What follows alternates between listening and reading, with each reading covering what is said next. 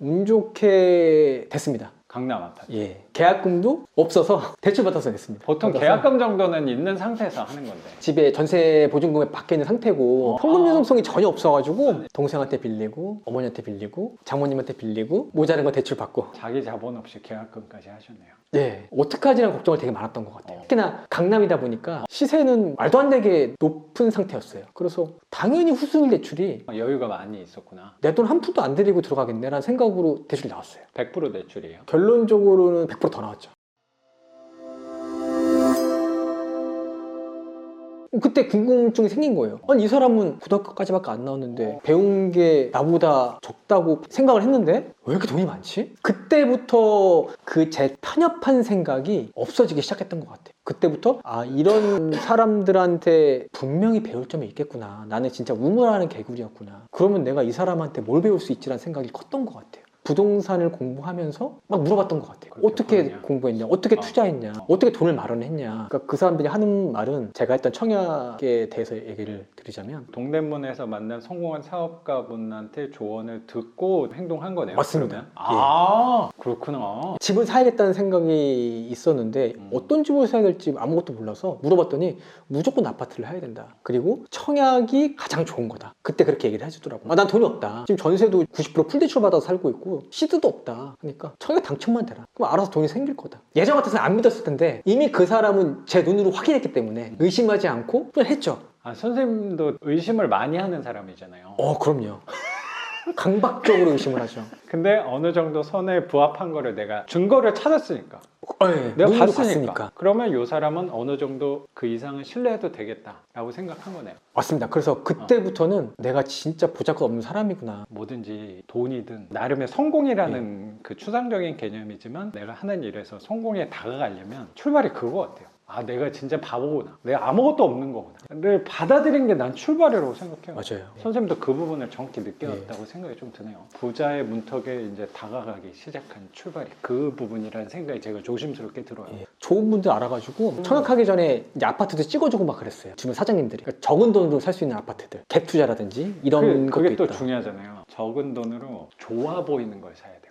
맞습니다. 진짜 비싼데 비싼 집은 우리가 접근하기 좀 어려운데 네. 약간 적은 돈으로 차도 약간 비슷하다고 생각하는 게 전에 탔던 게 BMW 520 그거 탔을 때 그렇게 비싸지 않거든. 근데 사람들이 그 가격보다 더 높게 보는 차가 저는 대표적으로 520D라고 생각해서 그 차를 샀고 그 유지비도 안 들고 연비도 엄청 좋고. 맞아요. 근데 사람들은 되게 좋은 차라고 보는 게 전 그 차였던 것 같아서 그 차를 되게 좋아했었거든요. 약간 그런 느낌의 부동산의 관점이 아닐까라고 생각이 맞아요. 좀 들어요. 강남이라는 타이틀이 붙는다면. 강남 아파트도 주변에서 추천을 해줘가지고 이런 기회가 있으니까 돈 없어도 된다. 어차피 청약 받으면 방법이 생긴다라고 하더라고요. 이미 그 사람이 투자를 해서 성공한 걸 봤고 이미 얼마를 넣어서 얼마를 번 거를 보니까 될 것 같더라고요. 일단 당첨부터 돼야겠다 생각해서 이제 한 18년도까지는 아파트 공부를 하다가 19년 초부터는 청약 공부를 이제 시작했죠. 청약 관련된 뭐 서적이라든지 유튜브라든지 청약하기 전에는 아파트 예. 구옥을 매매할 생각을 구축을 했던 매수하려고 지금 말씀하신 것처럼 적은 돈으로 포텐셜이 높은 거예요. 아파트를 찾기 위해서 많이 알아봤죠. 이거 안 되면 이걸 사야겠다라고 다 지역마다 찍어둔 상태였어요. 어떻게든 사야겠다. 왜냐면 그 당시에 이제 부동산에 눈이 좀 뜨이니까 18년도에 어떤 느낌이 들었냐면 이거는 1, 2년 후에는 내가 가진 돈으로는 못 사겠다. 무조건 오르겠다. 집값이. 라는 생각이 들더라고. 무조건 오른다 이거는. 초조해지는 엄청 것도 초조했습니다. 있었을 것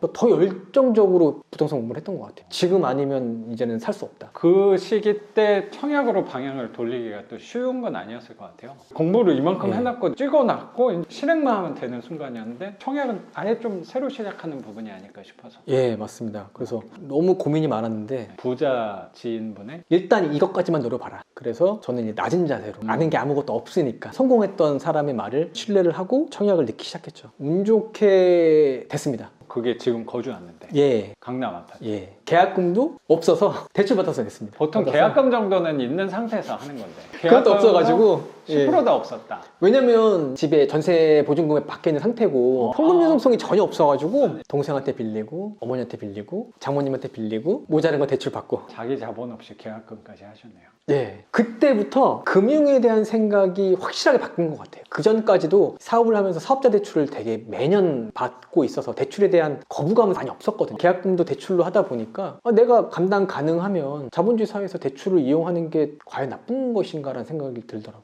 대출을 잘 활용하면 레버리지 효과라고 하잖아요. 그걸 잘 활용하면 내가 갖고 있는 것보다 훨씬 더 좋은 가치 있는 집을 살 수 있겠구나라는 생각이 확 들더라고요. 청약도 아무 생각 없이 낸 게 아니고 타입별로 이전 사례를 보고 통계 프로그램을 혼자 만들어가지고 이 타입에 이걸 넣으면 되겠다라는 생각이 들더라고요. 전 청약 좀 잘 몰라서 나름 공략을 한 거네.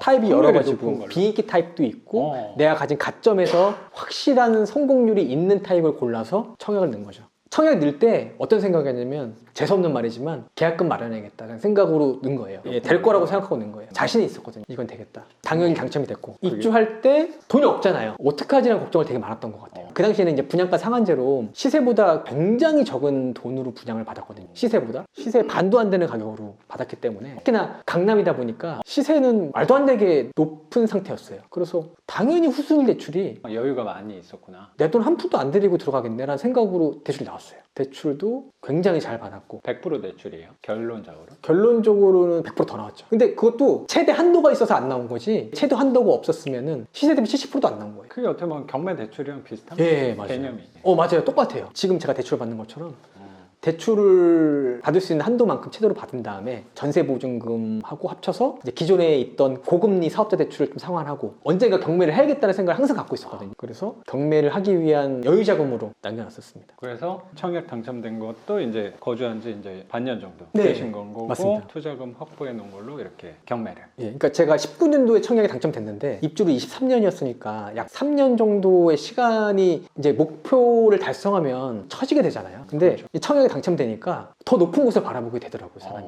되는구나. 내가 10년을 넘게 잠도 안 자고 사업을 했는데 이룬 게 사실 없는데 정확하게 말하자면 이거는 되는구나. 부동산이라는 게 나랑 잘 맞구나 라는 생각이 들더라고요. 또 이제 주변에 부동산으로 성공하신 분들의 얘기를 물어물어 했더니 다 똑같은 말을 했어요. 뭐라 그래요? 부동산으로 돈 벌려면 경매를 해야 된다. 아, 다들 똑같이 짠 것처럼 얘기를 하더라고요. 근데 그분들은 저랑은 비교할 수 없는 규모라서 그분들이 하는 경매는 대부분 이제 디벨롭을 하더라고요. 이제 뭐 단독이라든지 토지를 사가지고 빌딩을 올려서 매매하는 식으로. 지금은 그게 좀 힘든데 땅값이 워낙 많이 올라서 건축비랑. 그 당시에는 그게 거의 바이블이라고 하더라고요. 그래서 경매를 해야겠구나 라는 생각을 했었죠. 경매라고 하면 저도 똑같은 생각이었는데 처음에는 그 위험한 걸 왜 해? 라는 생각이 너무 컸어요.